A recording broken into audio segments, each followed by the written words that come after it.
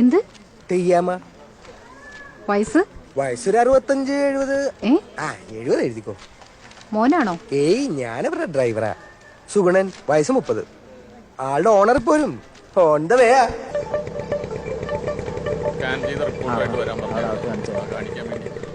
Sir parking ഇവിടെ അല്ല, അവിടെയാണ്.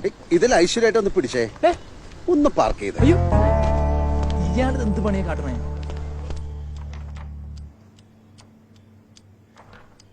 അമ്മയ്ക്ക് ഗാൾ ബ്ലാഡർ സ്റ്റോണിന്റെ സ്റ്റാർട്ടിംഗ് സ്റ്റേജാണ്.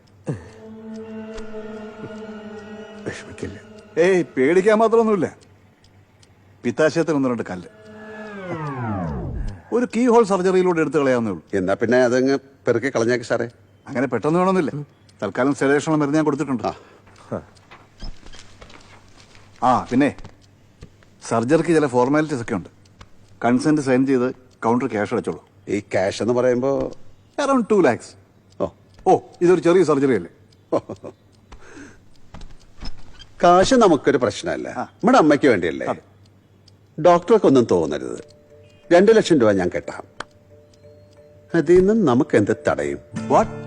അമ്മച്ചിയുടെ സർജറിക്ക് ഞാൻ 2 ലക്ഷം രൂപ ഇവിടെ അടച്ച അതിൽ നിന്ന് എനിക്ക് എന്ത് കമ്മീഷൻ കിട്ടുന്നു?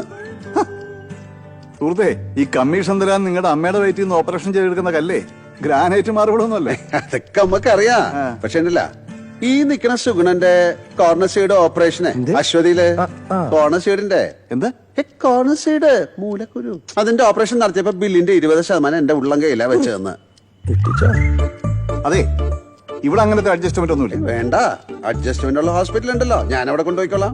ഏതായാലും സമയമുണ്ടെന്നല്ലേ ഡോക്ടർ പറഞ്ഞേ. നിങ്ങൾ എന്റെ അമ്മച്ചി ഒന്ന് ഡിസ്ചാർജ് ചെയ്ത് തരുമോ? നിങ്ങൾ എന്തൊക്കെയാ പറയുന്നത്? ഇവിടെ കന്നാലും നിന്റെ അടുത്ത് പറഞ്ഞാലടാ ഇവിടെ കേട്ടണ്ടെന്ന്. എന്റെ ഡോക്ടർ ഇവൻ വായ തുറന്നാലേ ഇടുക്കി ഡാമിന്റെ ഷട്ടർ തുറന്നു കിട്ട പോലെ നാട് മുഴുവൻ അങ്ങോട്ട് പരക്കും. ഒരു ചെറിയ കല്ലെടുക്കാൻ പറ്റാണ്ട് നിങ്ങള് പേഷ്യന്റ് മടക്കി അയച്ചത് നാളെ നാട്ടുകാർ അറിഞ്ഞ എന്റെ ഈശോ ഈ ഹോസ്പിറ്റലിന്റെ അവസ്ഥ. ഈശ്വരാ, നീ വന്നേ.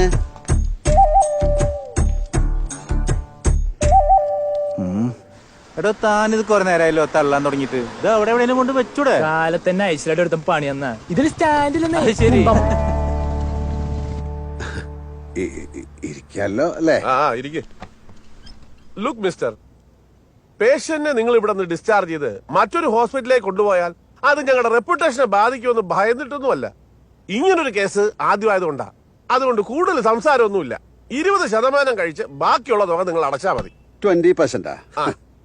അത് ഈ അപ്പുറത്തെ ഹോസ്പിറ്റലിൽ പോയാലും കിട്ടുമല്ലോ. ഇത്ര സംസാരിക്കേണ്ട ആവശ്യമില്ല. മിനിമം ഒരു 25%. ബുദ്ധിമുട്ടാണെങ്കിൽ നിങ്ങൾ എന്റെ അമ്മച്ചെ ഡിസ്ചാർജ് ചെയ്യുന്നേ. സാർ, ഞാൻ ഡിസ്ചാർജ് ചെയ്ത് കൊടുക്കാം സാർ. വെയിറ്റ്, നിങ്ങളൊരു കാര്യം ചെയ്യൂ.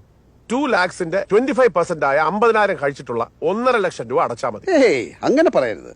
അതെന്താ അങ്ങനെ പറയരുത്.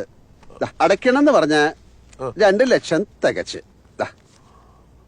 ഇതിന്ന് ഇനി എന്റെ കമ്മീഷൻ തന്നാ മതി. അവസാനം കമ്മീഷൻ, അതാണ് നാട്ടു നടപ്പേ. എന്റെ കാര്യത്തില് ആദ്യം കമ്മീഷൻ, ഇതാണ് നമ്മുടെ ഒരു ലൈന്.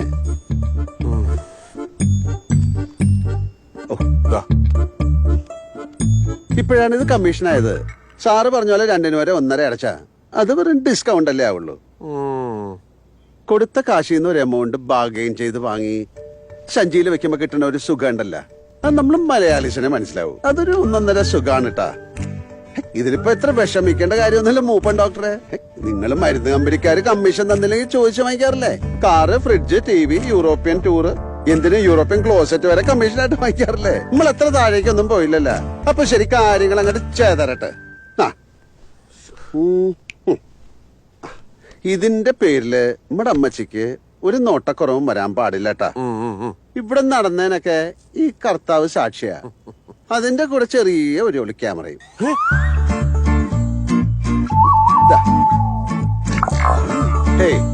പേടിക്കണ്ട, എന്റെ അമ്മച്ചിയുടെ ലൈഫ് ഇപ്പൊ നിങ്ങളുടെ കയ്യിലാണ്, നിങ്ങളുടെ ലൈഫ് എന്റെ കയ്യില്. ഇപ്പൊ എവിടെ ചെന്നാലും ഡിജിറ്റൽ എവിഡൻസ് ഉണ്ടാന്നാ ചോദിക്കണേ. അല്ലെങ്കിൽ നിങ്ങള് ഈ സ്ഥിരം ഡോക്ടർമാരുടെ ഡയലോഗ് ഉണ്ടല്ലോ, സോറി മിസ്റ്റർ, ഞങ്ങൾ പരമാവധി ശ്രമിച്ചു, ബട്ട് അമ്മ. അങ്ങനെ പറയാണ്ടിരിക്കാനാണ് കർത്താവിനെ സാക്ഷിയാക്കിയത്. എന്നാ പിന്നെ ഞാൻ അങ്ങോട്ട് തെറിക്കട്ടെ. അയ്യോ പൈസ. ഇതൊക്കെ എവിടെ ജനിച്ചതാണോ?